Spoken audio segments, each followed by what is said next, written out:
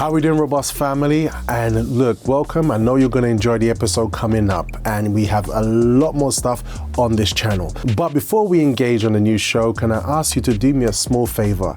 Just robustly smash that subscribe and like button. It helps us a lot, and it makes sure that you do not miss a robust breakfast show beat. All right, enjoy.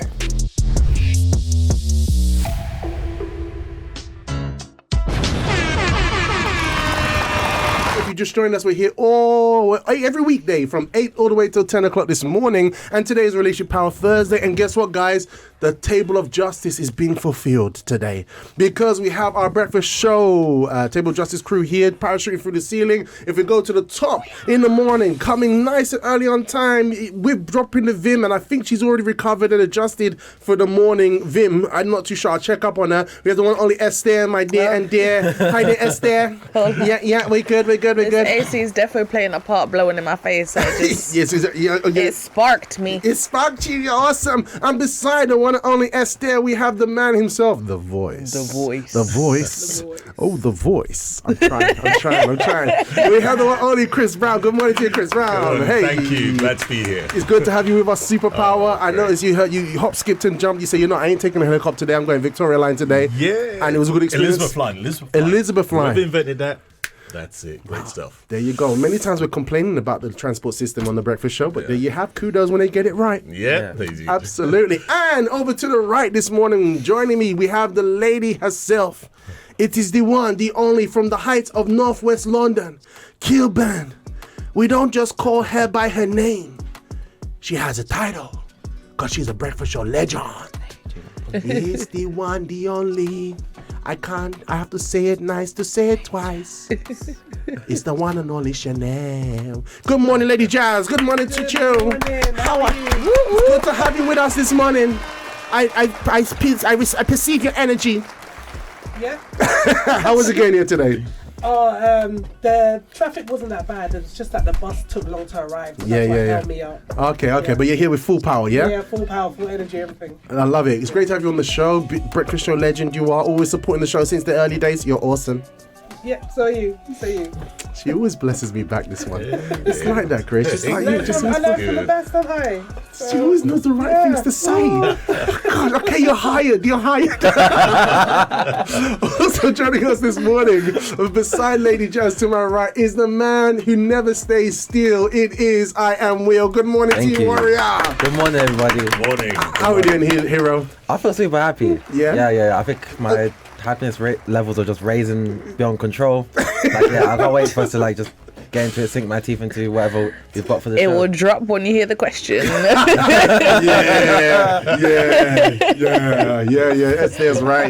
Esther's right. Prepare your spirit. Okay, so then what we as we start the program today, we're going to go into elements of this last week's Love Talk seminar that we have here in the Rainbow Theatre. We're going to be showing you some social shocks this morning as that we're going to be comprehending.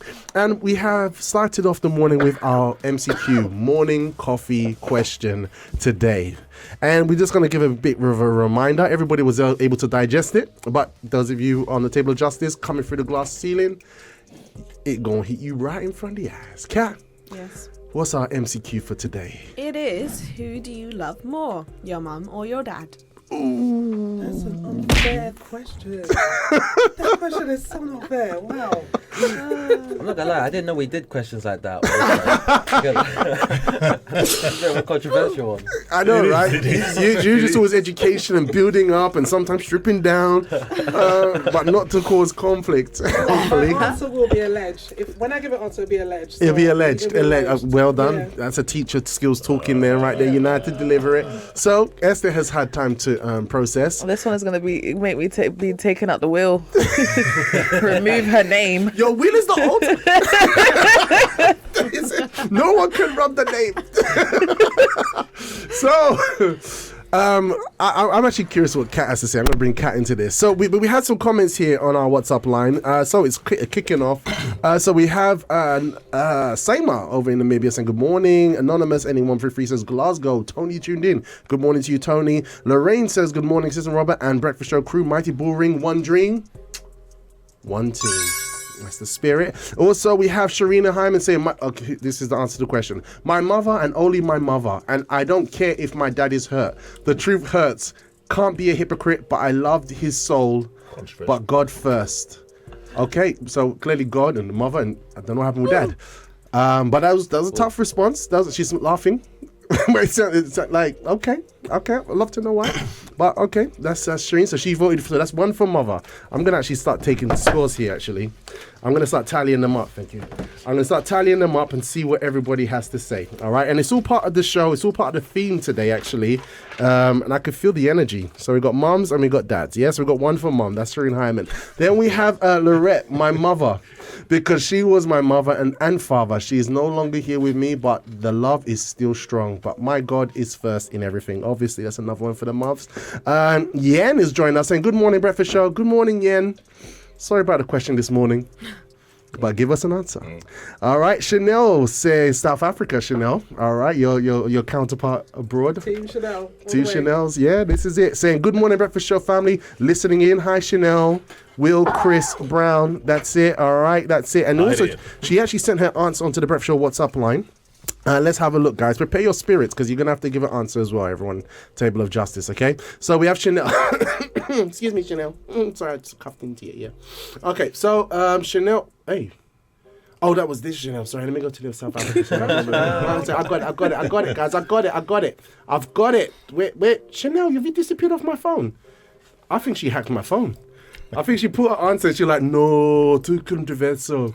You know, like the South African accent, Chanel. Okay, here we go. All right, here we go, South Africa. Okay, there we go. All right, let's hear it, Chanel. Morning Breakfast Show family. This is Chanel from South Africa. So for the morning coffee question for today, if you had to ask me when I was younger, I would always say my dad. But now that I'm older, I'm starting to lean more towards my mom. And I still can't say who I love more. I think you just I love said it more equally. Mom. Yeah. All right. Bye. Mom. Okay, so in the beginning it was the dad. Usually they say that girls are daddy's girls, right? And mummy's boys are like mummy's boys and all that kind of stuff. Oh, yeah, according to psychology. According to I don't even know psychology. It's just what people I heard say. Yeah. But yeah, is that yeah? Yeah, so they say that according to psychology, they say that how when the child is little, they have the desire that they want to marry somebody like their mom, and then it's the opposite with the girls. The girls want to marry somebody like their dad. Okay. So yeah, that's what. Yeah. Strong things. Yeah. Strong things. Okay. Well, I mean, I've noticed it with my family. I think as Kaya's grown up, I've heard her say that she's a daddy's girl.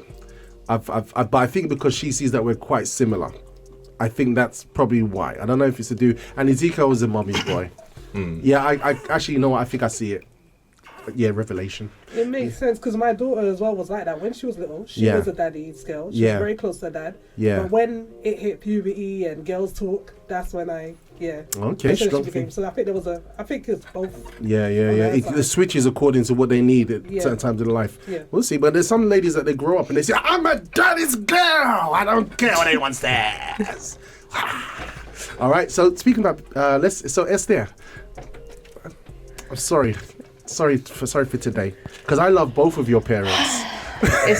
So I feel it. It's a tricky one. Yeah, it's a tricky one. But I would say, growing up, it was definitely my mum. Yeah. Because I saw the sacrifices she would make. But now I'm gonna have to say my dad.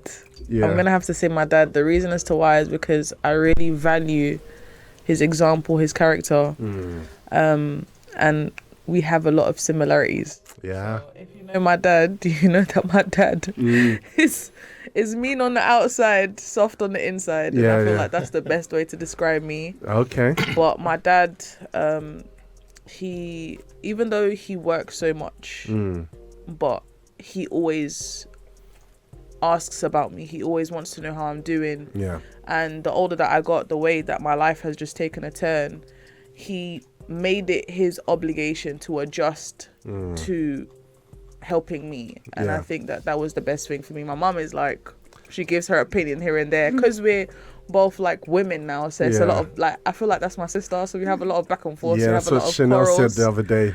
But with my dad, it's just like, that's literally my best friend. So Yeah. I'm gonna have to say dad. Sorry, mom. Okay, all right, let's run over there. That's very interesting. We have one here from Lorraine. Lorraine says, I love both, Lorraine and Boring. I love both my parents, but I would say my mum. So another one for the mums there. The reason for this is my mum was like a father as she made a lot of sacrifices. This is what comes up a lot with the mums, right? I think one thing I can say about mums is they sacrifice for their kids. Mum, Yeah. Ooh, this is interesting. They play the bigger part all the time. Even if, the mum and dad were married and they have a successful marriage, the mum always plays a bigger part for some reason. Yeah, that's interesting. My mum mate was like, sacrifices to do the best she could for me and my siblings, especially what she went through, a lot of difficulties and challenges, but she put others before herself. Especially with the stressful work she did working in mental health community. I seen the pain she went through, but managed to be an inspiration, especially over 30 years in the mental health care, and still gives to others today, even when she doesn't have it. Powerful. All right, let's go over to Will. Come on, mate. It's your turn. Okay. I know your mum watches the show, and I know what your mum's like. So if you want to be fed tonight, you better tread carefully. All right? But I know you're going to do a good job. To be fair, I probably had the easiest one because I grew up with my mum being my only parent. So very similar to other people in the chat. My mum was both my mum and the father. Okay. Ask my little brother, if Father's Day goes by and I don't wish my mum a happy Father's Day, it's trouble. You know what I mean? Like she takes all that seriously. She's always been like both my parents in one. But I was thinking about it since the MCQ, like, even though it's almost impossible, I tried to imagine if I had a father in my life, who could I have been closer to? But it's too hard to hypothesize that kind of thing, so I'd still just imagine. I mean, your mum has a strong personality, man. Oh yeah. You just Yeah. So that's why you answered well. So, mum, okay, good job. Well, we may not see you next week walking. I will have dinner. All right, Chanel, what about you? Okay, so allege, according to what my friends and is your mic okay? I'm not sure. Is the mic okay, Kat? No. Because I feel like it's not doing its job. Go on. Can you hear me now? That's it. Okay. So the allege, according to what my friends and family say, I think that the dad, really and truly, I think. Okay, keep going. Let me just. Okay. I think with my dad, because my dad, growing up all my life, my dad was always on tour, and then when he comes, he would spend a lot of quality time with me. So his intention is to have a relationship with me, whether he's in the country or whether he's out the country. Okay, yep. And because now he's settled a lot more in England and sometimes in Jamaica, so because he flies back and forth, so I grab every opportunity to be close to my dad. Yeah. So a lot of people say dad, so I would vote dad. Dad, okay. Well, that's a point for the dads. I still got love for my mum, but yeah. Okay, beautiful. He makes it happy. You got love for your mum, but dad's okay. Okay, what about you, Chris? Well, for me, much as similar to Will, actually. Both my parents passed, and I grew up mainly at my sister's with my mother. Okay. Yeah, and she did everything that she can do to make sure that we came up as we are today. Also, salute to Jean Pearl, Coralie Brown. Wow, that's another one for mums. And I'll have to say, I'm exactly the same. It would definitely be my mum, hands down. Even though my mum had a lot of situations she was going through, you know what I mean? You could say, okay, she could have done better. Obviously, now that I'm older, I knew that she was going under a lot of problems, but she would sacrifice 2 jobs, morning cleaning, afternoon cleaning, evening cleaning, sending me to wherever she needs to send me off to, but just to make sure she got things done. So I wasn't really close to my dad. My dad, his personality is a bit awkward anyway. He's a very it's a bit rigid, it's that kind of conversation, like tumbleweed conversation when you're growing up. So he's not. My mum's the more warmer, jovial when she was herself, but when she met Jesus, my friend, she was the best friend ever. When she met Jesus, she was the best. Got all that alcohol, all that stuff out of the way. Right. And Jesus showed who she really. The best. So definitely for me, my mum. Definitely mum. So that's another one for the mums. Wow. All right. What about you, Kat? Your mum and your dad? Both. Yeah. Safe answer. Because I have a really good relationship with both of them. Both of them fulfill a part of my life, if that makes sense. Like, for example, my mum is a person that I can go to speak about anything. Okay. I can talk about anything with her. I've spoken about anything with her. And with my dad, he's more of like that friend. He has the same like comedic style. Is that the word? Yeah. That as me. Like we understand each other. Okay. Like we have back and forth banter. It's really nice. So it sounds more like your dad.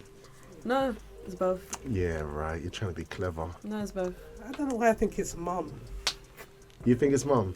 But then it's her answer. Yeah, it's I like the way Esther dropped it. Said, "No, you have to choose one." But Kat, we're gonna go easy on you. Yeah.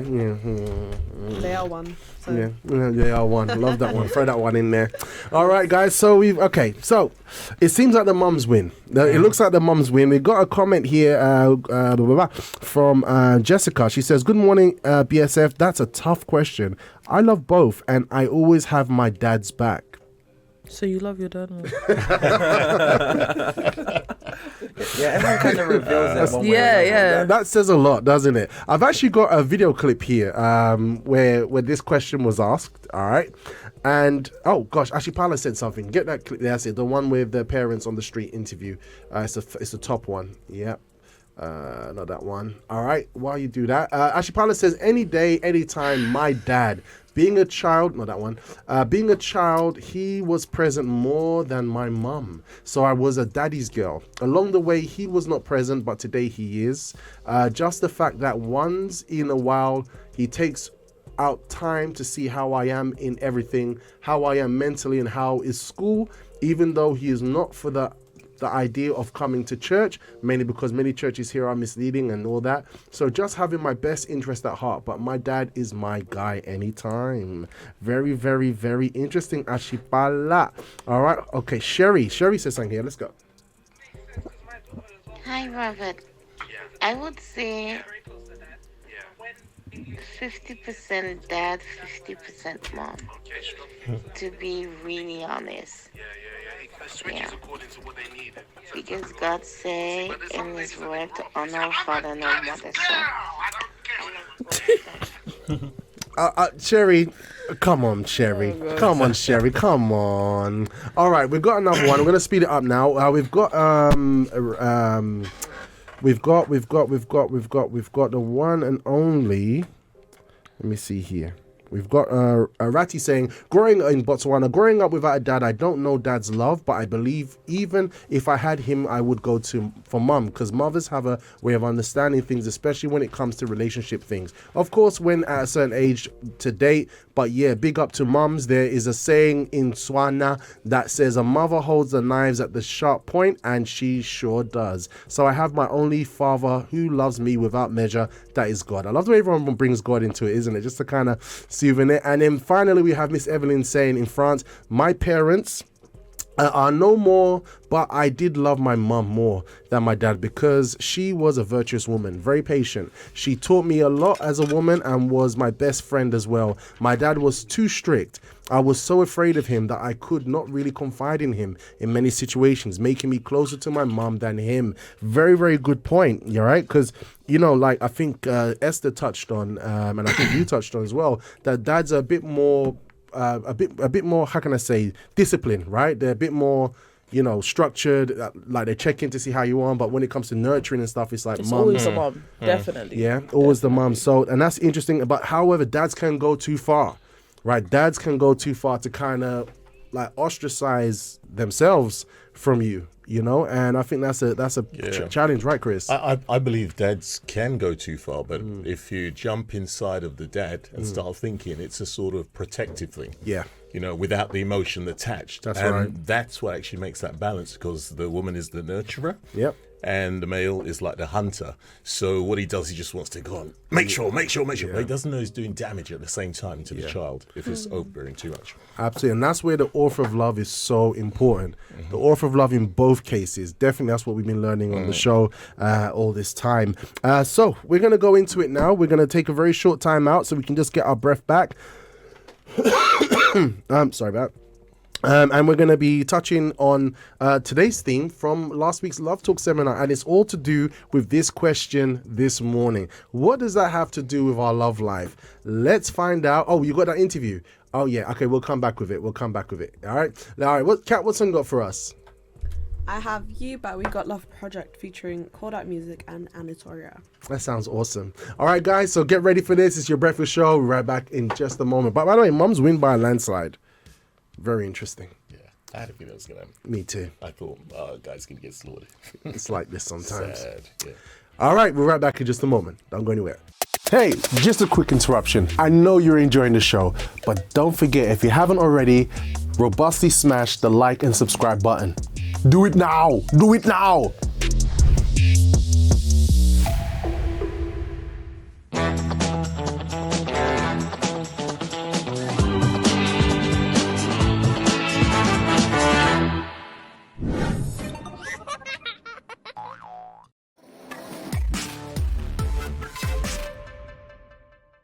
All right, guys, welcome back. This is your breakfast show. I hope you're enjoying the music. All right, it's Relationship Power Thursday. All about having good relationships with ourselves, those around us, romantic relationships as well. We've got a table of justice full of open camera over there to say what's up and good morning to everybody. We've got one is Chanel over Mackenzie, Lady Jazz herself. I am Will. Kathleen is over there. We got Esther over there in the purple, and we've got the one in the only Chris Brown. And we pose a question: who do you love more? Your parents. We had something here from. This question is a program in itself. Literally, it's just literally become so big of a question. Priscilla Mensa in Edmonton says, good morning, breakfast show. I hope everyone is well. For today's interview, I would have to say my mum, as she was the only one that made all the sacrifices. Wow, you see, there's that word again, for me when growing up. And she says, as I have grown older, I have an even greater appreciation for all that she did, despite what she was going through. It's another one for the mums. What song is this? That's from Yen. Sharina says, studying child psychology, I wouldn't say that our love life relates to the relationship we had with father or mother, because in my childhood, I was very, very spoiled, lacked nothing at all. Okay, that's interesting, because I was even commenting, like, we had like 15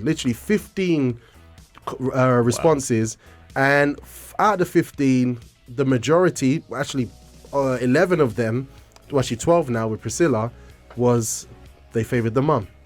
And when we were talking, you said something very important, Chris, right? That there's a lot behind, there's more behind it than just the numbers, right? Well, there's a lot behind it. It's not just it seems like, oh my God, fathers got slaughtered. But when you really think about it, there's more behind it. We've got to look at the work pressures, what's going on, try and hold things down, all this kind of thing, and the ego as well that comes into it. So, not around, harsh, everything. Absolutely. And we pointed out that, for example, like even the guys here, you know, we always say like we got brought up by our parents, right? Yeah. And then Chanel said, like your dad would always be. You knew where your dad was. You knew who your dad was, right? Yeah. And there was a time when he was doing his work, I asked if I could go with him. Yeah. And I watched him do his work, and that also made me appreciate why, he's back and forth a lot. So, I've got a level of understanding when it comes to my dad. Yeah, so there you go. So so it was important. And then I made a comment as well with that would meet up with my dad at McDonald's, and it would just be awkward. As a small boy. Right? Chris, I know that one. Yeah, I know that one. Harsh, staunch. It affects you in big ways until you actually find yourself and establish who you are. Yeah. But this there's no real dialogue, conversation. I think it's great when you say that. I have a great relationship with him, but. Yeah, so it's it's like that, and as obviously we grow up and we do understand that human beings go through a lot, right? But we see that mothers have that nurturing, caring role. We had someone from Nigeria who's tuned into you, who's watching you today, yeah? Yes, Catherine, I got your message on WhatsApp saying that you're watching me. So, hey, Catherine, how are you? And say hi to your sister Christiana for me and your family. Lovely. So enough love to you. Lovely. All right. Also, Sharina says also, being a head person, not sentimental. I always looked for a man different to my dad. Ooh, that was very interesting. That's very interesting. So someone different than your dad. So it depends, because I think men would look to their dad for a reference, but if he's not around, we have to just work it out. But we know mothers are always present, I like Esther, what Esther said. Esther said that, even though I was growing up, people noticed I was more like my dad, right? And you touched on that as well, right? So there's that biological connection as well when you have both of your parents. It's fascinating. And when you're just like your parents, you're one step ahead of them. So it's like, okay, don't even think about it. I know what you're going to do, mom.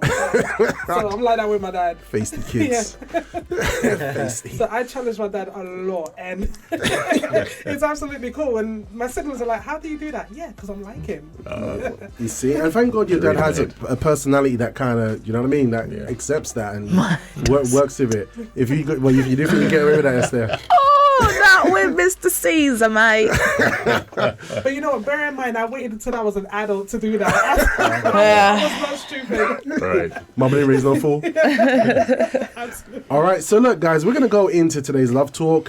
We have. I want to show you an interesting clip here this morning. Why the love talk is important. All right. Why the love talk is important, because many things can happen. Number one, Kat. Yeah. Why the love talk is actually go straight to number two. Yeah, why the love talk is so important, because a lot of people, we go through different things, different scenarios. Men and women are different, right? And just to show you how different we are, we've got a clip here of a couple just having a simple communication. Tell me what you think about this, guys. Do you want to go get some ice cream or something? Yeah, I can take you to get some ice cream. You're not going to have any ice cream? No, I had some food before, but I can take you to get some. No, that's fine. But you just said you wanted to get ice cream. It's fine. Hi. Who's that? I'm his girlfriend interpreter. It's a subscription service. I don't want to get ice cream unless you're also getting ice cream, because I can't enjoy it without you. Doing it by myself will make me feel unloved and like a fat pig. Okay, well, I'll get some ice cream, sure. That sounds like fun. No, the moment's gone now. What? I don't want ice cream anymore. You've ruined it because you're just going to do it because you know that I wanted you to. But you have to want it yourself. Do you want to do something else? Sure. What about putt-putt? Like mini golf? Yeah. Yeah, okay. I'd rather gouge my own eyes out than play mini golf with you. I think every woman probably secretly hates putt-putt. It's dumb. Are you okay? Yeah, I'm fine. Is that true? He's fine.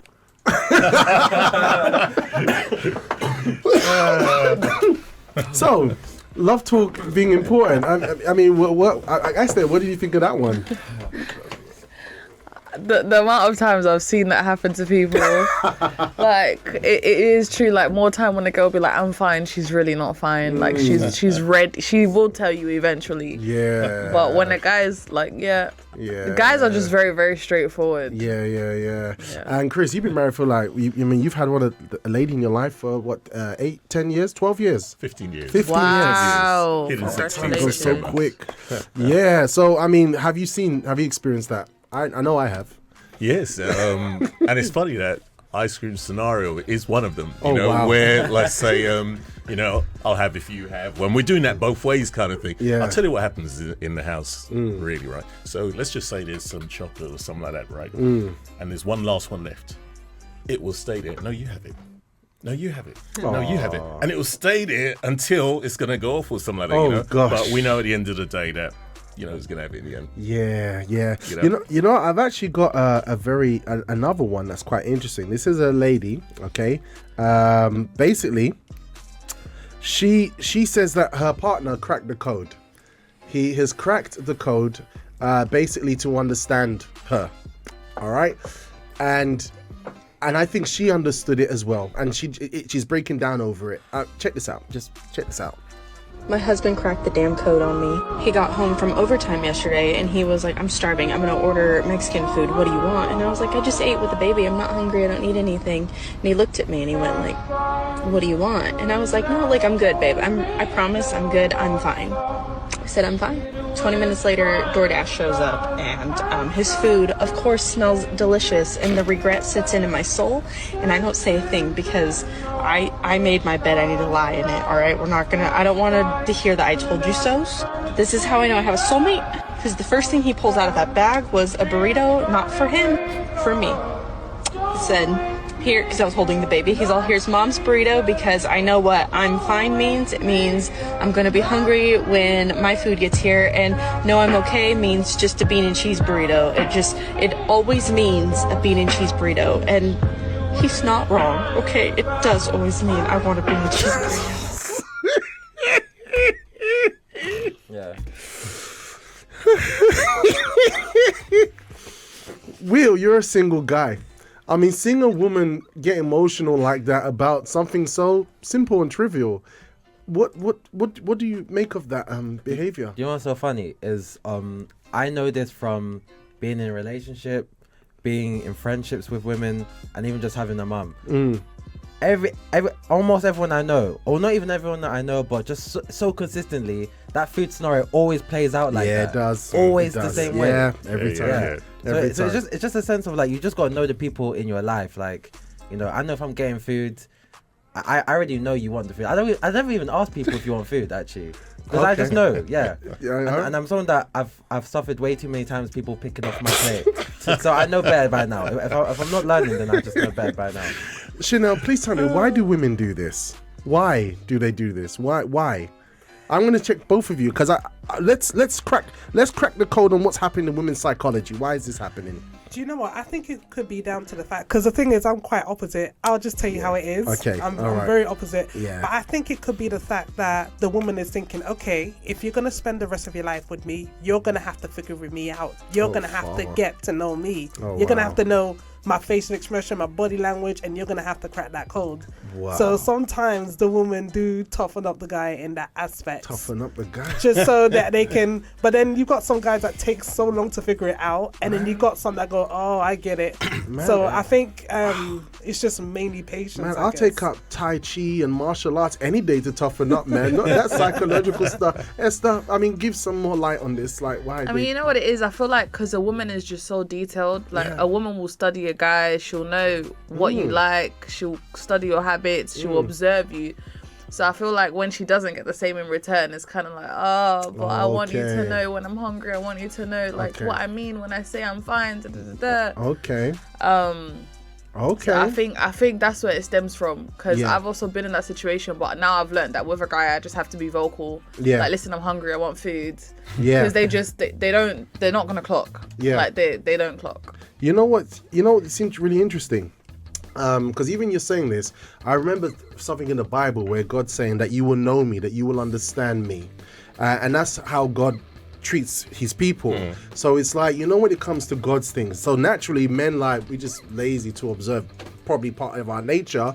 But then we see the scripture and God is saying that you will know me. That's God's characteristic. And clearly from what you guys are saying, that's what a woman wants. So clearly the answers from men to come out of what is natural to us is to follow God's example. Okay, you know what? I want you to know you more, and I want you to know me. But it's not normal in our common fleshy nature. Wouldn't you agree, Chris? Well, yes and no at the same time. Okay. Yeah, I do agree with that you got to know. But it's funny, it's good you just said brought scripture, because it comes back to what jumped in my head. And the Bible talks about having a comparable partner. Yes. Yeah, and the word comparable is quite strong when you think about it, right? So it should be someone like-minded. So if you're like-minded, you should be able to connect in certain areas once you start finding each other along the way. In that sense. So because it sounded like a lot of effort what Chanel and Esther was saying. Oi, Pastor Caesar! Hey, Caesar! Hey! It's good to see you. Oh, wow. Pastor Caesar, I hope you didn't see the first bit. We told her to choose who she loves more out of mum and dad. You're looking well. Oh, look at that. How are you, Chris? I am very good, Pastor. I'm very good. Wow. Better for seeing you. You are exploiting this good voice, isn't it? Thank you. I received that blessing. I'm using the voice here. Oh, really? You heard it? Wow. That was beautiful. All right. That was beautiful. All right, it's great to see. That was Pastor Cedar's Esther's dad. That's a great moment. Yeah, it was great. It was great to see. I didn't know. Wow, okay. Beautiful. Something new from today. Beautiful, Nice. beautiful. Good to see us. Long journey, eh? Yeah, he's nurtured us all. Absolutely. So look, so this was interesting. So look, so God's characteristic, right? So men are meant to be like Jesus in a relationship, and God has always shown an interest that we will understand Him and He will understand us. So speaking about God's principles, God's characteristics, let's see the Love Talk seminar from last week, where we're hearing things from the Scripture, from God's thoughts, that we can apply in our relationships. You're gonna love this one today, guys. We're gonna go deep, especially those of you who voted for Mother. You're really gonna love this, all of us, and we're gonna learn. Take care. Number one. Let's go. We have to ask ourselves, what is love in the world and what is love for God? Love in the world is, what can this person offer to me? Right? If I enter into this relationship, what can this person give to me? Isn't that what love is in the world? Yes or no? How can that person make me happy? How can that person provide for me? How can that person look after me? What is love for God? God, the word of God says like this, for God so loved. Who is familiar with this verse? Look at the definition of love. If the dictionary defined love correctly, it would have this verse there. This is the definition of love. For God so loved the world that he gave his only begotten son. Only means God didn't have a second son, a third son, a fourth son. He had one. So the definition of love, we can define love in one word, and that word is giving. Amen? That's love. You want to define love? Give. So the question is, how much are you giving? You who are in a relationship. And why do people usually fight? Why do people usually don't get along? Please, Elena. Why? Because usually problems in relationship is a problem of giving, of lack of giving. It's like this picture. Do we have the picture there, the image there? Look at this image. Two horses, they want to eat grass, right? But each one pulling what? To one side. Instead of working together to lower their head, eat the grass, they spend their time doing what? Fighting. This is why problems happen in relationships.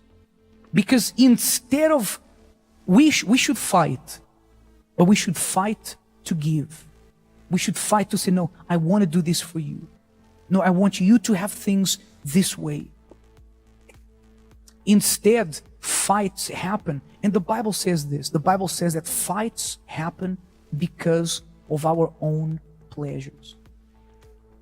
The Bible says that the church, the primitive church, as the church grew, there started to exist fights among people in the primitive church because of their own personal pleasure. Couples fight. Why do couples fight? Be honest. Why do couples fight? Because they're doing what? They're doing what? Pulling to their, no, I want it like this. I want things like this. You do like this. Is this giving or is this taking? Taking. When we get married, we are making a commitment to go out of our way every single day of our lives to give, to serve. Here we go. It's going. We're going down that rabbit hole. The complete opposite to what we hear outside. Love, people go into relationships asking and seeking what they want, right? But the definition God gives us is that he gave. The complete opposite to what the secular world says. And we got some comments here, and we're gonna let you guys fire. I can see you guys already took this one in. We have Yen said, for me, my mum, because I saw the way she gave everything for me, she always put us first and was very selfless, even if she wasn't the most affectionate. That's another one for the mums. All right. We have Jessica saying, I won't say no to food, even if I'm full now. I'll be hungry later, so I might as well say yes. All right. Just asking, why do women disturb our food after they say they don't want anything? Yeah. And slap of truth from Sharina Hyman. So what things stood out for you, Esther, from what Bishop said? For me, I can, like, that thing of, instead of fighting against each other, fight for each other. Yeah. And that for me is the biggest, it's the biggest thing.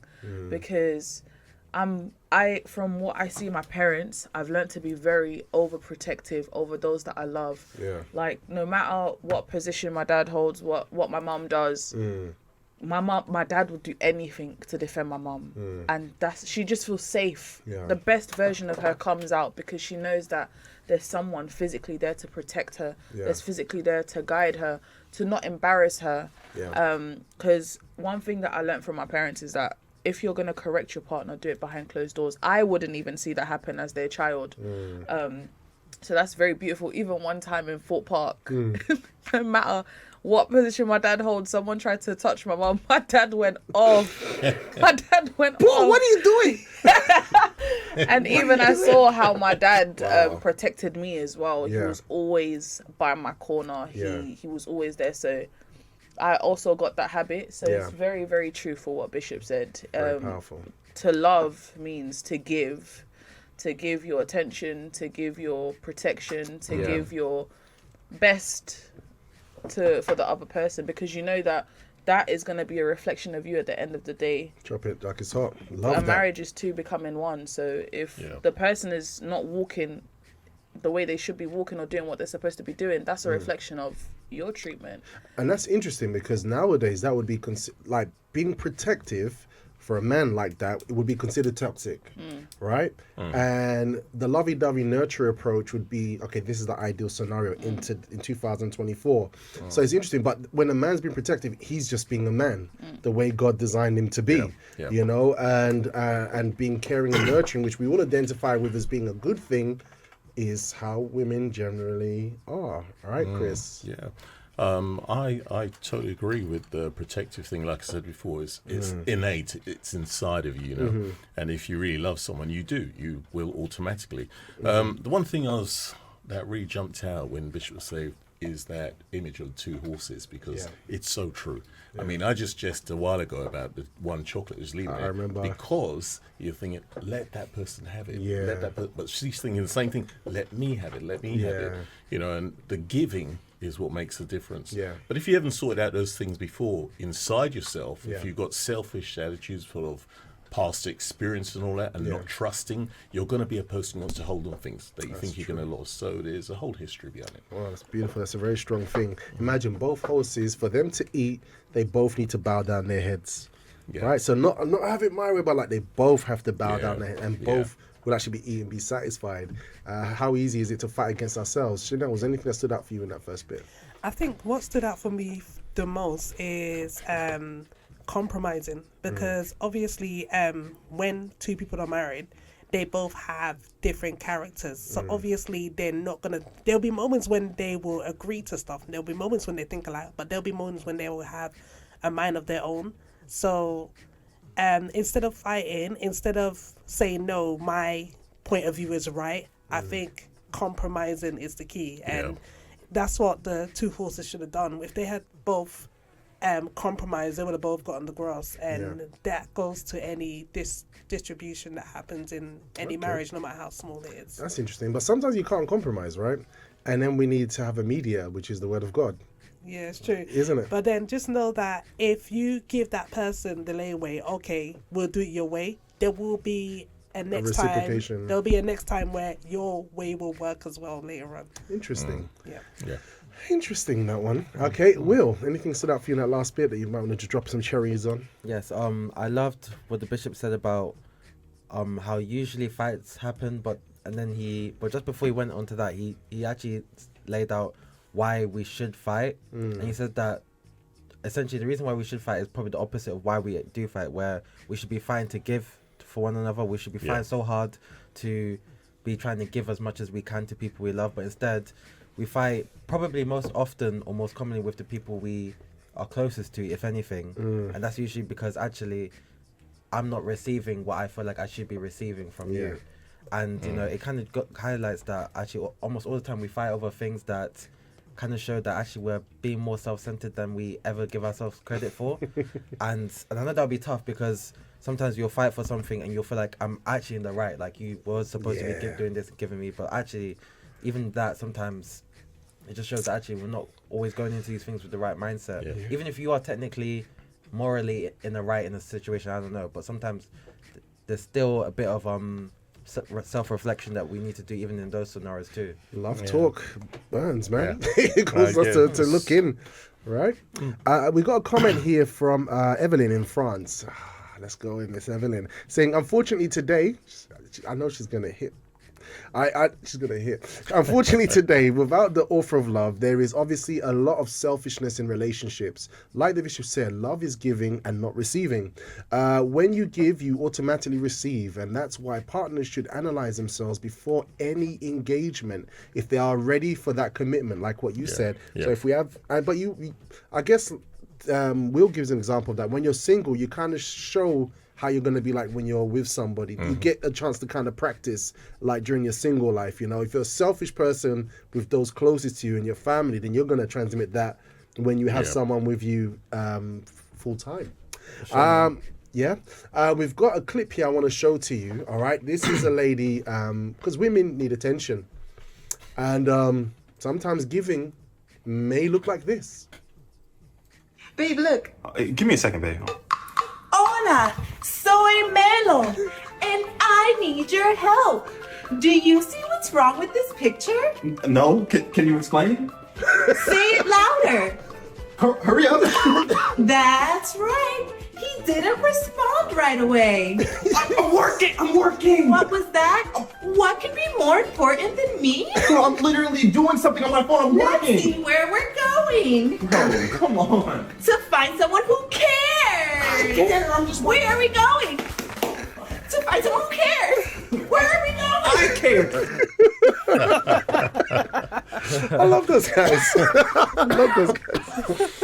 But you can see, do you think she was obviously exaggerating there? Would you say, Esther, she was exaggerating? Yeah. So we got to have, that's why the author of love is important. We've got to have that balance, right? We've got to have that balance. We've got to have that discernment. And if we're left to our own devices, some, like I think one of you touched on earlier, we can overdo simple things if we're not careful and not give that leeway, if you know what I mean. So let's go into number 2 right now. Hope you're enjoying the show. Let's keep the comments coming. Right here and come to your response afterwards. Take it away, Cam. Who here you say, Bishop, I had a wonderful mother. My mother was a wonderful, or is a wonderful example. You know, I know that there are examples of bad mothers in this world, but my mother, Bishop, my mother was something else. She was special, or she is special. Who here, you had a mother, or you have a mother like that? Do like this. Do you have? Amen. Why? Why is your mother like that? Because she gave. Right? How many mothers sometimes, listen, my mother, you know what my mother used to do? My mother, we went through really strong financial hardships when my father left. Do you know what my mother used to do? She used to buy chicken, barbecue chicken like this. This is very common in my country. And she would sit at the table. My brother and I, we were little, we didn't know any better. We would eat. And then she would take the bones and she would eat the leftovers we left on the bones. At that time, we were struggling. We didn't know Jesus at that time. Is this giving or taking? Would you say this is love? Yes. So why is your mother, you who put up your hand, why is your mother an example for you? Because she always did what? Gave. She went out of her way to give. But in marriage, in relationships, people don't do that. And your mother gave for how long? Maybe she gives until today. When you were young, she wiped your, right? After you took out the nappies and cleaned you up and, put there talcum powder and whatever she put there, and you were that baby that smelled good. You know the baby that smells good? Yes. Maybe you were like that because your mother, she did that how many times? How many times? Until you could do it for yourself. Marriage is like this. Marriage is,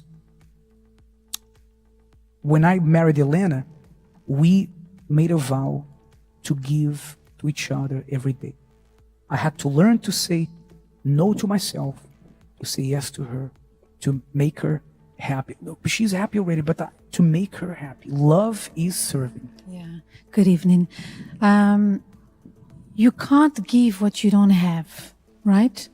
So the love of God, which is perfect, right? He gave his life for us without expecting anything in return, and he knew he wouldn't get much in return.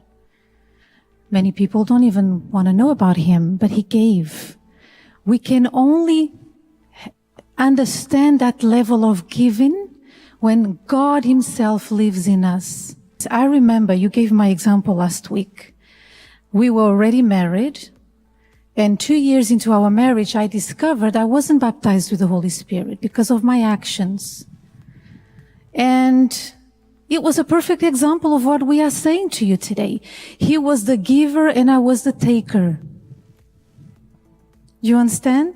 This is why we always tell you, marry someone who knows God, because then you will not be like that photo, one pulling one way and the other way, which is, we are married, but I still want to do my own thing. Thinking about himself, herself. No, you married, now you need to be a wife. And everything else comes second, or don't marry. And you can still live a good life. But if you choose to be a wife or a mother, you need to be a mom. Oh, but my child needs to understand, and my husband, that, I'm a woman, we live in a free country, and we need to, whatever. No, yes, we understand all that. But think about these things before you marry, because it's not his fault or her fault that you have your plans. But when you do not know God, you don't understand this giving is a natural giving. We don't keep tabs. Wow. Okay. So we're going in. So things that were said this morning, it ties into being born of God, right? Literally, it can be one-sided. We can, as human beings, we can use our brains, right? We can use our brains and choose to do what's right? Mm-hmm. But I think even Dr. Shad one time, he gave this great analogy that when we have God's presence, giving is infinite. We're tapping into a force that is infinite. And human beings, we can sometimes get tired of wanting to give. Yes or no, Chris? Yeah, I totally agree with that. And when Miss Helena said that, and she said not until 2 years after, and she realized. And the truth about it is so, as you say, infinite. I can't find another word for it. Yeah. You automatically want to give. You automatically want to make sure that somebody's all right. Yeah. And then you start thinking, I'm all right. In that sort of way, And I think also give and also forgive. Because I remember last week Bishop touched on something and he says, I don't remember those times when you treated me like this. So when we have the offer of love, it's like, even to forgive, it's like we generally forgive the person and ready to just move on. Yeah, you do. And in that sense as well, because it has this way of, we use the word manifesting itself in other ways. Like you start forgiving, you start releasing, not you're releasing not them, you as well at the same time. You know? Yeah. Here's something interesting. They gave a great analogy this morning about mum. Actually, we've got something that was on the Love Talk some time ago. Guys, man, you're going to love the Love Seminar. I'm bringing this up. They had the Love Seminar before speaking about God's arrow, all right? The arrow of life. And the first one we have here is the wife's one, all right? So on the top one, because we're talking about the Love Talk has given us things from Scripture, right? God's thoughts, as opposed to what's happening in the secular world. In the secular world, for a woman, it's about being a girl. Then she becomes empowered, right? Do things my way, all right? I don't need a man. That's what she's learning as a teenager. Then she becomes a mother, right? Doing things her own way, right? Without the offer of love, right? And go out there and make money to support her and the child without thinking about a guy, right? I don't need a man. That's the secular world that we're living in. However, the arrow of life with God is she's a girl, becomes a woman, right? With the offer of love. After becoming a woman, right, she becomes a wife, right? So she's learned to manage herself as a woman with God, and then she becomes a wife to a man, right? Because she has a relationship with God, and then she becomes a mother. So one adds to the other, if that makes sense, right? Whereas in the secular world, things are very different. Check out the man's one. This is the men's one. and bring this up from previous love talk because it hit me. A boy becomes a man very young. Let's start with the secular one. Sorry. So a boy, the bottom one, the secular one, yeah, becomes macho. So he wants to make money, become macho. He's a dude, many ladies, whichever. And in the process of that, becomes a father. Maybe not around or trying to juggle a situation, right? But he's making money, right? The arrow of life in the secular world for a dude, all right? Obviously, there are different situations, different scenarios, but secular world, reasoning, right? But with God, the boy, he learns to become a man, to become independent. I remember Effie was with us, the way that we are is a single person being involved in things to serve our community and deal with our family. We're learning to be mature. Yeah. Becomes a husband, right? He's learned to manage himself, manage his vices, becomes a husband, and then becoming a husband becomes a father. So he knows his priorities, right? This is the journey of life. However, the secular world says different. But here's the danger, right? Because I think men, we kind of know, okay, just by going around and having girls everywhere, God doesn't like that. But I think with women's, it's a case that something that could be subliminal and subconscious, right? In a sense that the woman can actually be like, you know what? I'm a woman, I'm a wife, yeah? Actually, no, in 2000, being a wife isn't the thing in 2024, but being a mother, even in the secular world, is the thing. It's like, you go hard, you go do anything to fight for your child. Why? Because as we did the test before, mothers are up there. They know how to sacrifice, right? And I was even thinking, I'm going to get you guys a fire. I just want to share these thoughts that I had, right? So it made me think of a Bible verse. I was like, why is this? Why is it they're bigging up being a mother? And I had this Bible verse. Check this out. Sorry, Kat, I put a Bible verse up. It's in the Telegram. Use the first one, yeah? All right, and check this out, right? So it says like this. So Jesus said like this, "Oh, Jerusalem, oh, Father, my eyes. The one who kills the prophets and stones those who are sent to her. How often I want to gather you children together as a hen gathers her brood under her wings, but you were not willing." So Jesus using an analogy of a hen, right? Gathering children under her wings. Many times in the Bible, God refers to one of creation being an example of how he cares for people. And so then I was thinking to myself like this, and not to downplay mums, because mums are excellent. They're really important. As you can see, nurturing is their personality. Yeah. But I think one of the things that we could be mistaken and evil takes advantage of in 2024 is that they mix the biological characteristics of nurturing with spirituality. Don't get me wrong, if you have one, then you will do the other, right? Because a lot of women could be hurt and obviously it can mess up. But the thing about it is naturally women are nurturers, but sometimes we could be like, it's all about my children and forget the husband.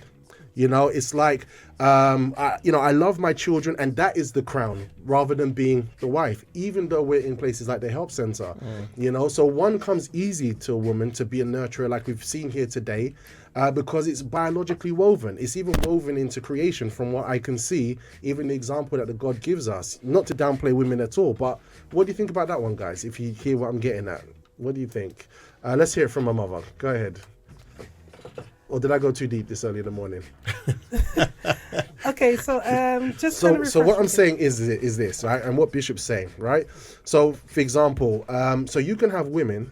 We have the circle of life. So she becomes a wife, then she becomes a mother, right? But in 2024, you can have women that bring all glory and honor at being a mother, but they don't have the same glory and honor at being a wife. It's downplayed.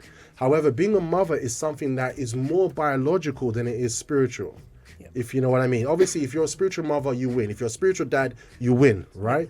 But I mean, women would, like even my mom, she was very problematic, but even though, because she was going through problems, but she was doing it not because of a relationship with God, but because she is a mother and she worked hard and she sacrificed. So sometimes we can mix up the two and we could be like, because I'm sacrificing for my child, I'm winning, but downplay being a wife. So in 2024, we have more mothers, even those who might have a partner, than we have wives.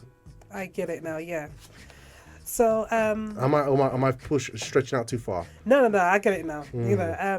So I think the mistake that some parents make, they are, because sometimes you got good quality, but when you have too much of it, it's not good. Yeah. So I think that there are moments where moms become over nurturing to the point that they don't invest in themselves. And because they want to give so much to their child, they want to put their child first.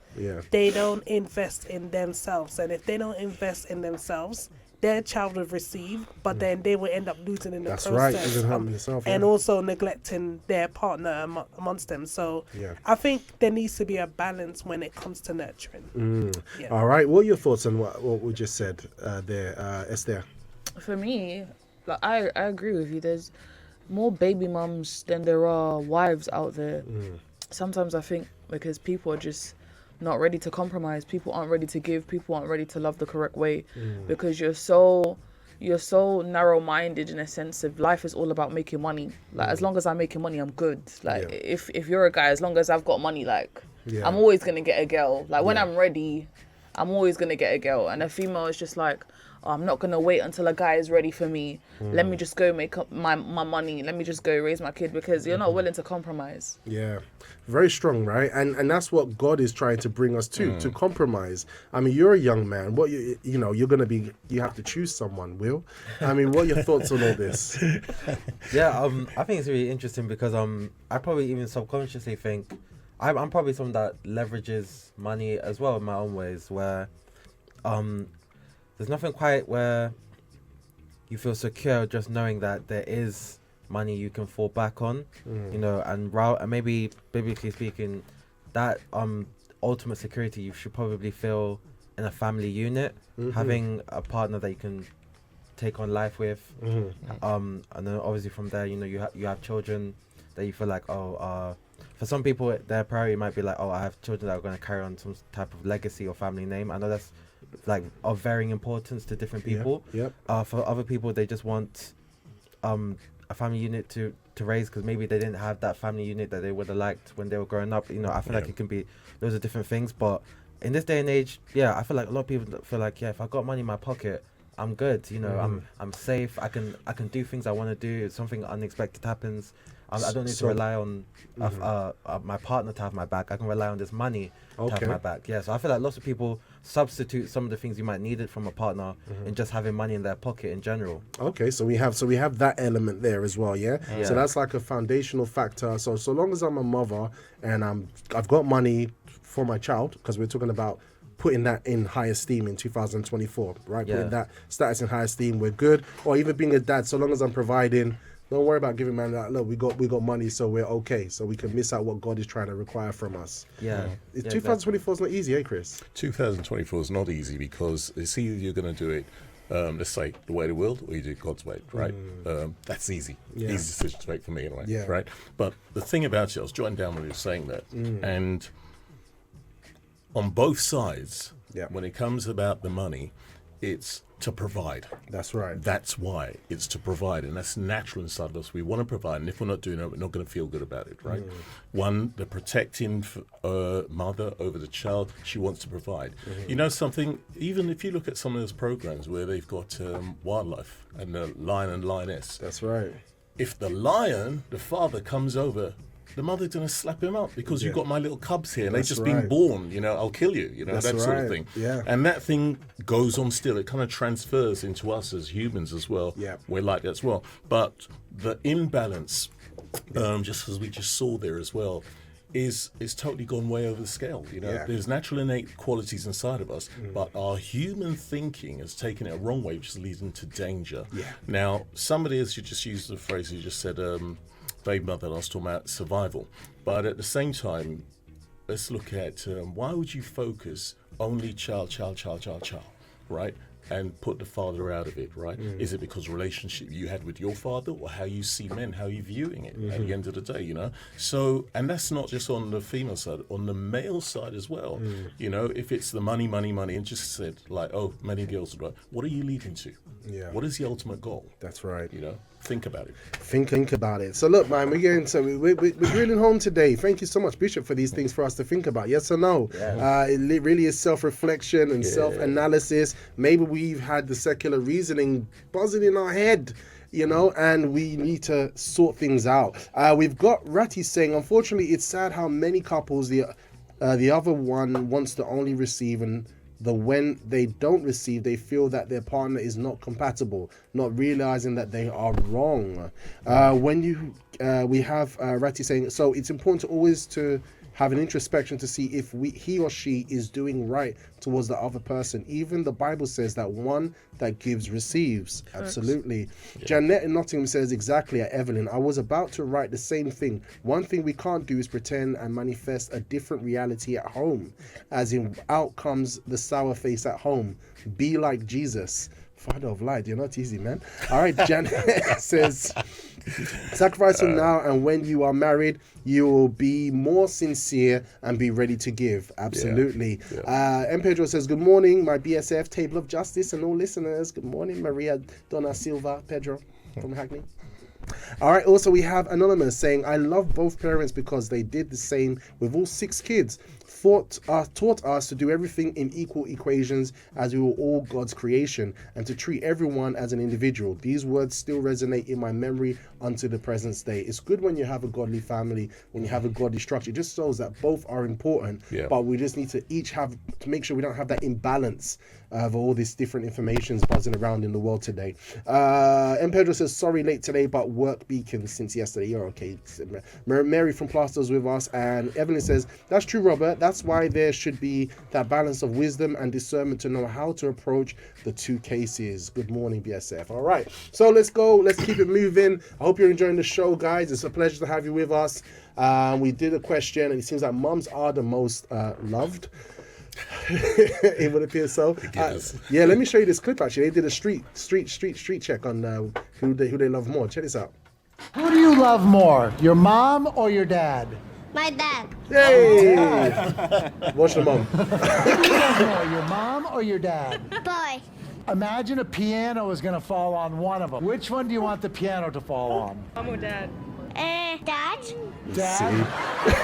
Sorry, Dad. You guys better back away. Kyle would say because my dad can take it. More, your mom or your dad? My mom. Your mommy or your daddy? Mommy. Why? Daddy. Mommy or your daddy? Mommy. Oh. Why does he hate you? He doesn't. He just loves him more. Loves her more. Let me ask you this. Would you trade your dad for Spider-Man? Okay. Okay, a zombie is going to come and eat one of your parents. Which parent do you want the zombie to eat? Dad or mom? Oh, that's so nice. You know, but the kids. Tell me. I have a question for you. Oh, as wow. a father. Oh, wow. Go on then. Who do you love more, your daughter or your son? Yeah. Exactly. Oh. Why would you say that? Why would you do that? Yeah. You know they're on half term. They could actually be listening. Yeah. Right? I could just see them doing this. You've got to answer. You've got to answer. I would definitely say, because I had a chance to prepare and organize my life. Your son more. Right?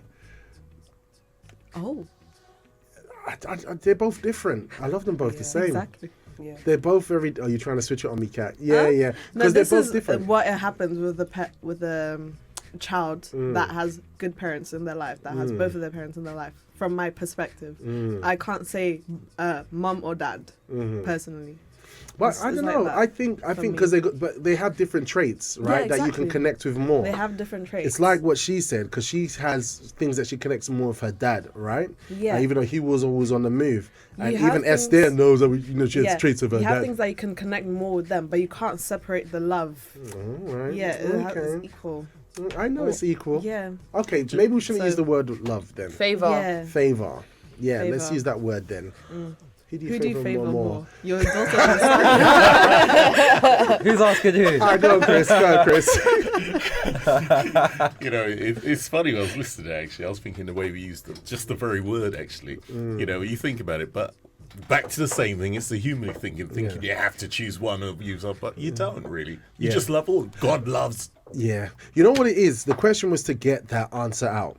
simply because to get people's response to think about it, the Sorry, differences guys. they see between the two of them. Right. You know what I mean? Right. And one thing everyone agrees is that as a child, they kind of saw their mum sacrificing for them more. That mum was tied in with sacrifice, you know? And like Yeah. what you said, even in documentaries, when you see the animal kingdom, the mums are like, they're on standby, will even turn against the guy, right? Like, you know what I mean? In animal kingdom. So it's something that's woven into biology, you know? And there are things that can be woven into biology, but we can't mistake it for spirituality. Because if God is obedience and he's telling us this is the order your affection should be in, then guess what? This is what you're meant to do, right? But sometimes human beings can get it twisted. I actually have a video of this where we have a girl who basically, I don't know if you've been a dad and you've experienced this, where the child doesn't like the mum touching the dad. They're in the top corner. Check this out. Okay, we're gonna go back to Bishop's Park, but check this out. Yeah.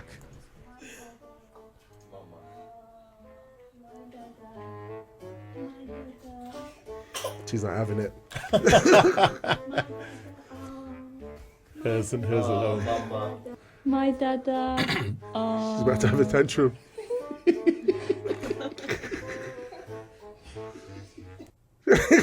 So the kid wasn't having it. But if the parents are not sober, they will want to win the child on their side. I remember Kaya, every time Nick would come and hug me, Kaya would take her mum's hand and move it off me. You know, she'd be like, it's like, my dada, you know, but my thought is like, that's cute, but it don't run like that. Exactly. But if we're not sober and we're not balanced, we could be like, oh yes, I'm winning. You know, I have my child's affection, or do you know what I mean? So this is what we're talking about, spirituality in terms of how God sees things, how they should be, and how the secular world and our emotion and our biology sees things. You know what I mean? And I think this is very important, what I'm getting from what Bishop says today. Yeah. So let's go to the next part. I hope you enjoy the show, because I'm enjoying being with all of you. Otherwise, I'll be here by myself, just me and Kat looking at the walls. Let's go to the next part. Listen, I pray that you believe when we give our examples. We are not here pretending. We give. We fight many times because I want to give, and he said, no, let's do what you want to do. I said, I don't want to do anything special today. No, but last week you did what I wanted. I said, please, so let's just stay home. You see, our arguments. Not because we are better, but because we are baptized with the Holy Spirit, and God is truly a spirit of peace and giving. Is natural. I get home or I am somewhere, but I'm thinking, how is my husband? Has he had lunch today? He's an adult. He knows how to find food for himself. But it's not that. It's the love and care. Do you understand? It's like that. The Bible says in 1 Corinthians 13, verse 4, it says, love suffers long and is kind. Love does not envy, does not parade itself, is not puffed up, does not behave rudely, does not seek its own, is not provoked, thinks no evil. So love, when the Bible says love suffers long and is kind, it means that you take pleasure in giving. Jesus's death for us was painful, but he did it not resenting us. He did it because he knew that he was doing that out of love. Amen. Yeah. When you understand that love, you know, we don't suffer. I don't agree that, you know, we suffer for love. In terms of, because, you know, I love the person, she doesn't love me back. You know, this is movies, Hollywood. This is not the kind of suffering the Bible talks about. What does it mean that love suffers long and is kind? It means that because you love that person and you want to give, sometimes, many times, you put yourself second. And that's okay. Yeah. You see that many people get divorced and they say, enough of putting myself second. Now I put myself first. Okay, go ahead. Go ahead. See how far that takes you. See how far that. So it's really everything's in reverse. Hey, Chanel. Yeah, it's true. It's true. Sometimes you have to give more as well as receiving, because if you are someone that gives but then you complain about it, it doesn't come across genuine. Yeah. But then if you give, you know, obviously that person's going to see it as an example, and it goes back to, you know, when Miss Helena was saying that she realized that she didn't have the Holy Spirit. And I think what came out of it was that Bishop James had kept giving, and he practiced the word of God, and then she saw that example, and that made her think, maybe there's something that I need to work on. Yeah. So I think when you set the example of giving, you set an example to the other person beside you, and that's how that person grow. That's and true. vice versa as well. That's true. This is very interesting. Will, what are your takes? I actually wanted to. I saw you swallow hard before you spoke. Yeah. Go ahead, mate. I actually wanted to build on that idea a little bit as well. We've spoken about pretty often actually on these Thursday shows, like about how important the dating process is, and when you don't do the dating process right, you end up missing out on some of these crucial things that by the time you're married, like, it's almost a bit too late to realize like, oh, this was actually a big problem that, you know, probably should have started working on this already, you know, like before the wedding. So in that, sometimes it's that you marry someone who, for whatever reason it is, they are just a lot more inclined to cater to their own interests because their mentality is set in that kind of way. Not to say that it can't be improved or that it's something that's natural or whatever. It's just that the mentality they had when you got married is they cater to their own interests more. Their friends, for other family members could probably attest to that, things like that. And when you do exactly as Lady Jazz just said, like when you set the tone with giving, and you do it with the right mentality where you don't want to give because you're thinking, oh, this person's going to owe me a favor later. Like, you're giving because you genuinely would like to, you genuinely want to make this person happy. I think you can set a good example for your partner if maybe that's something that they struggle with. But then, you know, I think in my mind, doing that, but waiting to do that in the marriage, it might be too late, and it might not be enough to sort out that problem in the time frame that you would have liked. So I think doing that in the dating process, where you set that example, that other person follows that example, and they make that change, you put yourself in almost in a situation where your best foot has been put forward when you're going to get married. I think for some people, they ignore some of that really crucial stuff in the dating period because they just rather not address it. You know, they'd rather not address it. They'd rather not have an argument. They'd rather not have confrontation. But I think some people, they end up getting divorced where it wasn't necessarily the only option for them. They actually could have maybe had a successful marriage with that same person had they done something like that in the dating process. True that. Loving intelligently as a single person. Esther, what did you pick up? For me, what I've picked up is that things are very simple. If you use your common sense, even in the scriptures that he was reading, it's just keywords: love, compromise, giving. If you feel like you're not capable of doing such, don't even put yourself out there. Work on yourself. Work on yourself. If you feel like you're willing to compromise and give and do those traits and understand that it's not just you, it's someone else. You're working to build on someone else, then go for it. And it kind of goes back to the other time that Chris was on the show. He literally said that him and his wife sat down and had a list of what they wanted from each other, what they expected from each other, and what they were willing to give. I feel like that is the most ideal thing to do, because there's no time to waste. Understand what are your compromises, what are your boundaries, and what the person's is, and then come to a common ground, try and become one with the person. But before anything, work on yourself.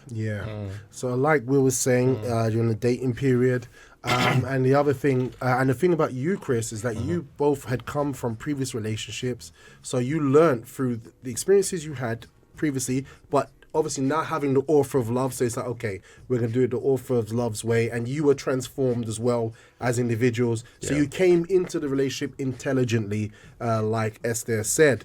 But with what Bishop said, what things stood out for you in that last segment, Chris? You know, I could say exactly what stood out, but just to tag on to what you're just saying, okay, no problem. Is the dating period is really important. It's so crucial.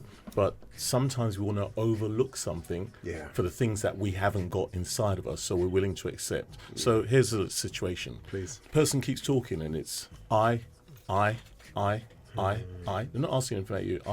I, me and myself all the time. It's a little indication already. Take You a know? note. Let's Yeah. take a note. If Yeah. you're single, take a note. Yeah. Will. Yeah. Right, It's okay. already an indication in the I, me thing. And in saying that, then the world sees marriage as being locked in something. No, it's an upgrade. It's a lot better, Yeah. you know? So if you don't take note of the I, me and myself, and then you get into the marriage, and then you start noticing it, and then you want to break out of that Yeah. instead of like doing it God's way and sit, let's work this out, because you saw it before, to be honest. That's but right. you wanted to ignore it and say, we'll work it out, we'll work it out. Human No, it beings are doesn't go very that way. intelligent. Yeah, Human beings are very very, intelligent. yeah, Well, because very. of the time, we're gonna have to keep it moving. Yeah, I love that though. Every single take a note of that. I in their vocabulary. All right. We have Kat saying. Chanel says, "Kat, no." Referring Kat, talking you about know me. You know me already. Mom and dad, like you know. Theodora says, "Girls love dad, boys love mummy. This is what I see." Evelyn says, "Love does not only give, but takes pleasure in giving." Very strong. Takes pleasure in giving. And I think that's one of the things why we have to seek first the kingdom of God and his righteousness. Yep. Because we'll have to go against our will, our innate desires that displease God. And then when we do that, we actually take pleasure in it. We actually take pleasure in sacrificing for Jesus. We actually take pleasure in sacrificing for the Holy Spirit. And that translates into our relationship because we have that as a reference, even if we didn't have a reference to go with before. That's powerful. Thank you so much for that. Jeanette says, "Love suffers. These are the things that women are and we shouldn't be. We are puffed up. We are all of those things so in 1 Corinthians. Competition also. Women compete. Women also like the women in Proverbs say literally, destroy the house, break it down with their hands because they don't go to the husband to talk things through. They go to their friends." Big mistake, especially if the friends are single and they've not been in a successful relationship. That's the biggest mistake. Always go to a successful married couple, or even go to God. You know, Yeah, big I think mistake. that's the thing, especially in the environment of faith that we have, right? Let's just give. I like to give examples of those who came from the VYG, right? Because now you've grown up in God's presence, you've got God's things, and then you're going to choose someone who's of God to get married. But guess what? Because we're very careful about who we join our life with, maybe you're not surrounded by married women. Who are you going to go to for advice? Right? That's an interesting one, right? Yeah. So I think that's a really key point. And so you might even need to understand, like what you said, it's an upgrade when you become a wife. You don't forsake all your friends, but as a man, as a wife, like I have an assistant who I'd love to speak with him, you know what I mean? And about certain things and like get things off my chest, like my goodness, because we were both married. So, you know, work on those relationships, be around those who, you know, are doing well. They got good advice, because a single person would only tell you what they heard in Love Talk, which is valuable, right? But the one who's going through and done time, they're going to sprinkle a little bit of different salt on that. Right, Chris? That is very much so. All right, let's go to the next one. What does it say here? Helping people is what drives. Who here you've evangelized on a Saturday before? Saturday or any day? Who has? Have you? Okay. Who has helped in the food bank or the soup kitchen? Who has? Who has gone on a hospital visit to pray for someone who was sick? Do like this. Have you? Who has helped to clean the church? Okay, when you did any of these things, did you feel taken advantage of? Why not? Because you were doing that for whom? For God. So when a person says, enough of being second place, enough of... You never did something for this person because you loved them. Because if you did, you never get tired. Imagine your mom saying to you, you're a baby. She's been wiping your mess for 6 months. You're a baby. And then she says to you, enough. You have been oppressing me for too long. This is a toxic relationship. Toxic baby. In a You way. toxic baby. Listen, the way the world is going, we're heading this way. There's going to be mothers saying, oh, my relationship with my baby is toxic. Yeah. But a good mother, does she do that? No. What does she get in return? What does the baby do for her? Nothing. Not to mention that the baby grows up, then the mother has to pay school fees, university fees. Yes? Yeah. Buy the bike, buy the first computer, buy the blah, blah, blah, blah. The child grows up, graduates, and then the mother does like this. Now, let's pay that down. What does the baby do? No longer a baby. He goes off into his life, travels the world, buys a home, blah, blah, blah, blah. And one of the serious problems in this country is senior citizens who are lonely, who have nobody to look after them. They have children, but they don't have anybody to look after them. And yet, the mother loves the baby who is now a man or a woman. Just like you don't serve God and you feel you were taken advantage of, you cannot be in a relationship. And because you are serving the other person, you feel you are being taken advantage of. If you love, for God so loved the world that He gave. Yes. So your pleasure is to give. You know, Elena, she looks really well after me.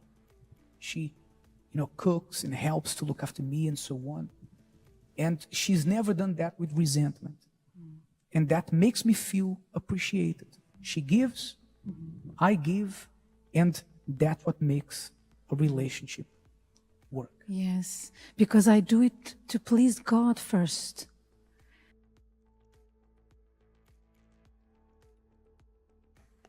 Wow, that is powerful. When I heard that, all I remember is that passage where it says, she does him good and not evil all the days of her life.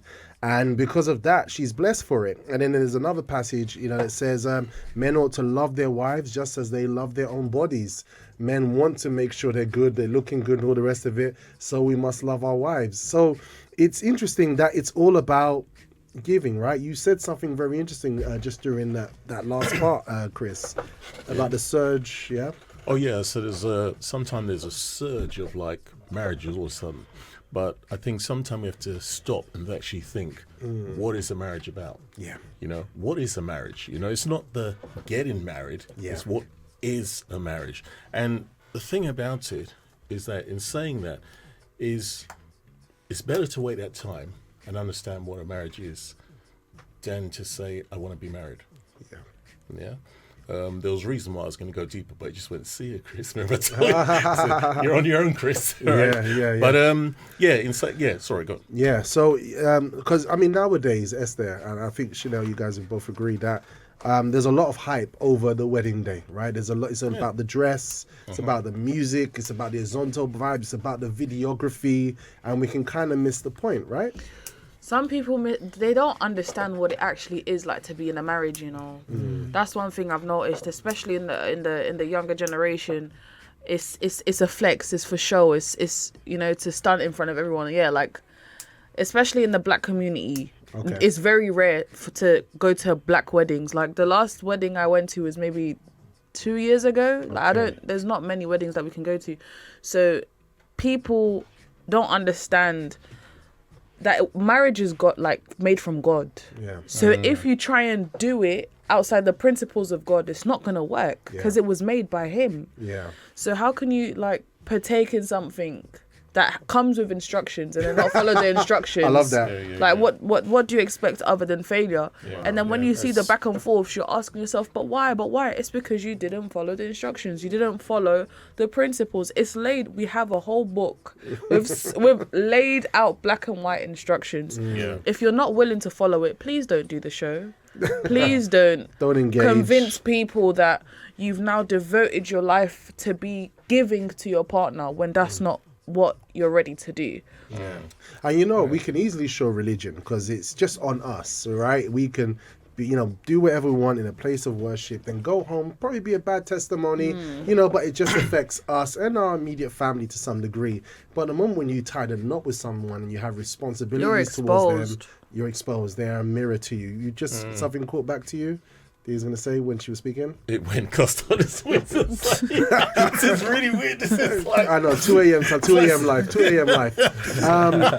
So this is interesting. We got some comments here. Come teacher. Love suffers. These are the things that women and we shouldn't we're puffed up. Okay, that was rebuking from Jeanette. I know myself. I need to really put the work in. That's from Jeanette. Ratty says, I learned a lot today. Thank you guys for those insightful opinions and the message. Exactly. All right, so what we're going to do, let's go to the final part because we need to wrap this up, guys. All right, take it away, Kat. And also, just a quick one for those of you who have, your partner, your husband or wife is not converted. They don't know the love of God, so they never give anything to you. They don't give you attention. They don't give you respect. But you have access to the love of God. So practice what the word says. There's a verse that says, don't get tired of doing good. Because one day that person will be touched by the goodness, by your goodness, by what you do for them. So, only a person with the Spirit of God can understand that level of love. And not keep tab, is that how they say, or feel resentful or do things in a, I'm going to do this because it's what the Bible says, right? No, you do it for God. Because the Bible says that a woman sanctifies, the godly woman, right? Sanctifies her unbelieving husband and vice versa. So there's power in giving. And this is where what we said last week comes in, that we have to do this by faith. Believing that the transformation is going to happen. Yes. Amen. What is the definition of love? To give, right? You want to show the person that you love them. Give. Not necessarily flowers or chocolates. Give up your will to do the will of that person. And don't feel that you're being taken advantage of or that you're being left for second place. Because in reality, what you're doing is that you are investing in your marriage. You are planting in your marriage. Amen. If you're single, work also on you giving. Give yourself to God. Give yourself, for God to work in you so that through you, as you are getting closer to Him, when you are with the person that God has chosen for you, there will be an avalanche of giving. There'll be an avalanche of giving. Keep working on yourself. And those who are single, guess what? God is going to use you in the way that you give to touch the heart of your partner. We've seen many testimonials of this, right? Where it was always the alcoholic husband, right? And the giving wife transformed. God uses her to change the husband. So, all things are possible, all right? But just bear in mind that there's some situations that we've had a program before about non-negotiables in where you're at risk, right? We're at risk, but we're talking about differences in terms of the individuals. Be willing to give. Don't be willing to bail out just because there's some conflict, which Will touched on earlier, that could be easily resolved. Yes. And I love the way they gave an example about the mother, right? The mother would just sacrifice, give. But when it comes to husband and wife, we behave differently. Yeah, definitely. And, the key word out of everything we just say is just give, But if you find that when you're giving, that you're questioning your giving, then that says you're not giving. Yeah. Yeah, that's questioning your giving. How do you mean? Meaning, all right. So much like what you said. So here we go. We give, and I'm giving and giving. And I start thinking, but I just keep giving. I just keep giving. Not saying to be taken advantage of. Yeah. You've got to be astute to say, look, I'm not going to be taken advantage of. It's not a case of that, but you're not thinking that way. But you give, and that person give as well. Yeah. You know, at the end of the day, and it's a two-way thing. It's not just, you know. Yeah, because Bishop James, it took 2 years, right? And it became reciprocal. But I think Bishop James is like, you know, I'm happy serving the Lord. Okay, what was that, Miss Lena? Okay, what was that? Oh, goodness. But he was too busy giving, right? And until eventually God made a way. Yeah. So any last words, Chanel? I would say that as a single person, when you're single, I don't think anyone should put pressure on a single person to get married. What they should be doing is saying, invest in yourself. Take that opportunity to invest in yourself. Love that. So that when you get married, you will know how to give. So I would say to the singles out there, embrace that single moment. It might be easy, it might be hard, but embrace that single moment so that, you know, when you have the opportunity to build yourself up, and when you get married, you'll be the greatest wife and you'll be an example to your husband as well. That's right. Something Mr. Effie said last time we did the Tuesday Pursuit of Success. He says sometimes a person who's a godly person can compartmentalize their faith.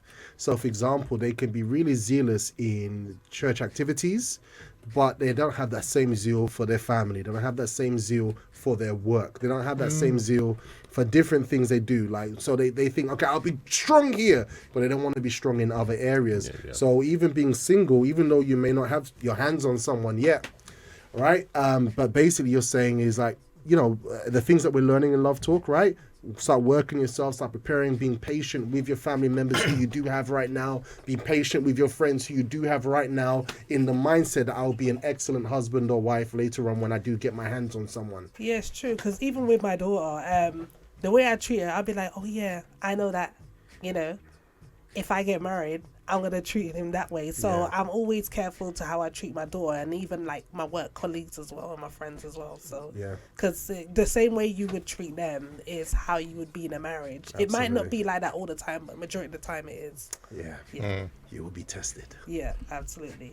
All right, Will, let's hear you. I actually wanted to pose a quick question to the table, because there was something that was brought up that was really interesting. Is how do you navigate giving without wanting necessarily favors to be given back to you, but then recognizing that actually you're with someone who doesn't give back, and trying to navigate that you have an issue with the not ever receiving anything separate from your own giving. So not necessarily that you don't feel like you're receiving as much as you're giving, but just the fact that you're not receiving anything. How do you navigate that in a unselfish way? I would say.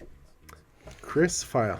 I would say that you do, because that kind of goes, it's kind of back to what I was saying, is when I was saying give, you do give, but you still have to be aware of who you are. You got to value. If you don't value you, how's somebody else going to value you, right? So, there is a bit like, well, am I having a balance here? But think about this. If that's happened when you happen in a marriage, back to the same thing. You didn't do due diligence in the beginning when you were dating.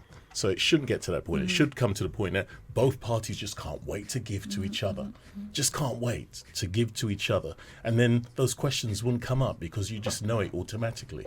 You know that I know I'm going to go away from here and everything's prepared already. My wife's done it. And I don't see that as a weakness. I see it as a strength, you know, at the end of the day, you know. So vice versa. So then I've got my work to do after, and then yet still I'll make sure this is okay as well for around this. So it's okay with the car or whatever, you know. But I'm not thinking, oh, I've done that and you didn't do this and this, that. If it was that, it means that I didn't do my due diligence in the beginning when I was dating. You know, if I did and I saw that, I wouldn't be in it. You will be tested.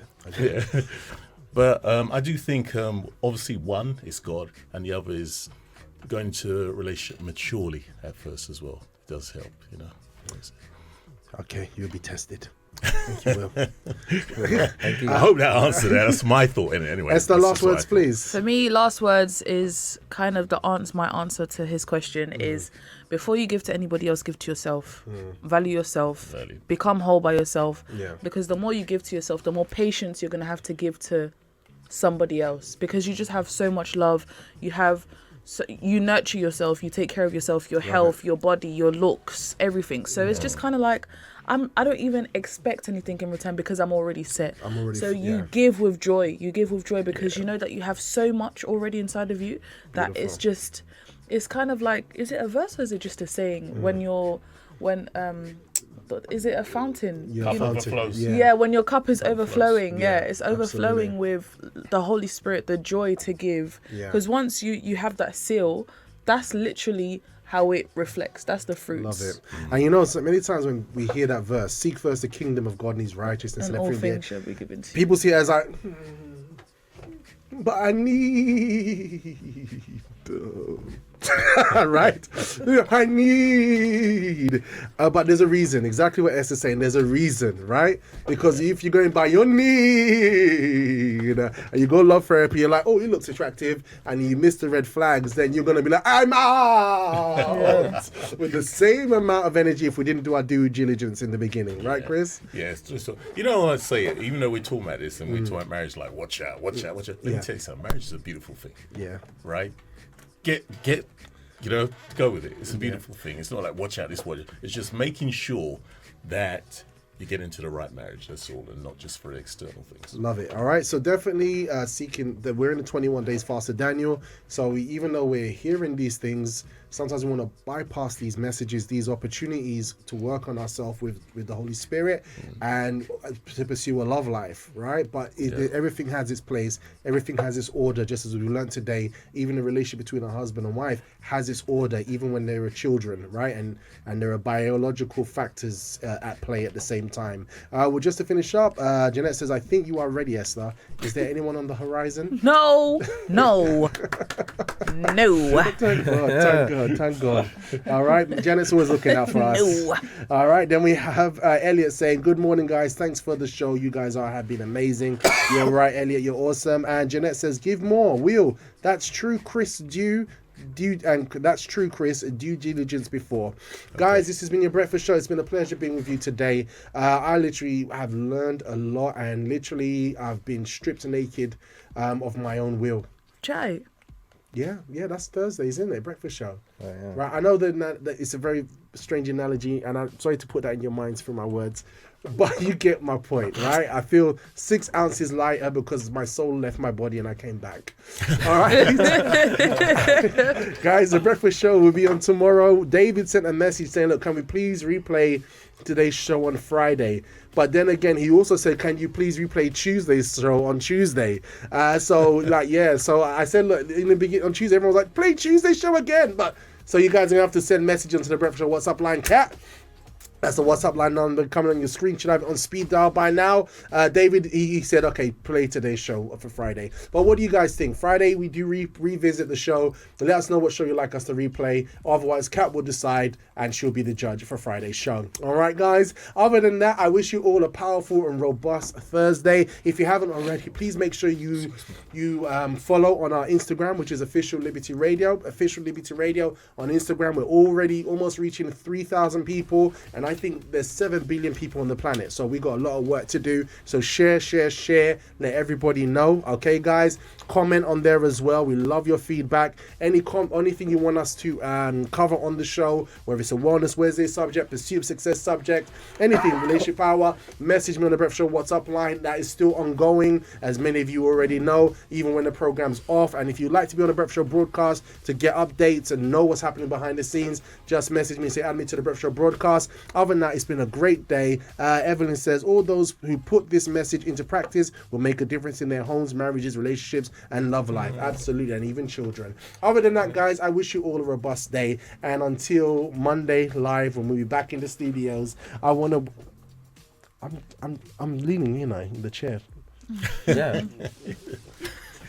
I wish you all a powerful and robust day. Open camera. Ciao for now, guys. See you later. Oh, bless you. Blessings. Blessings. Because I'm happy. 21 years. Hippie. 21 days. Oh, yeah. 21 days.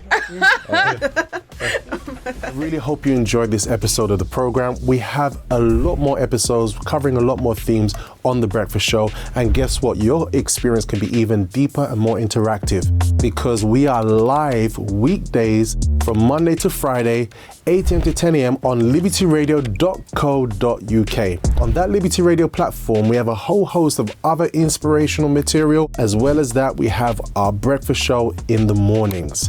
Check it out. There's a live chat, there's a video feed, and you can get up to date on all the breakfast show antics and fun, vim, excitement, and all that kind of crazy stuff that we love to enjoy. This is Robbie here, Robust Presenter, and I hope to see you live and enjoy the next one.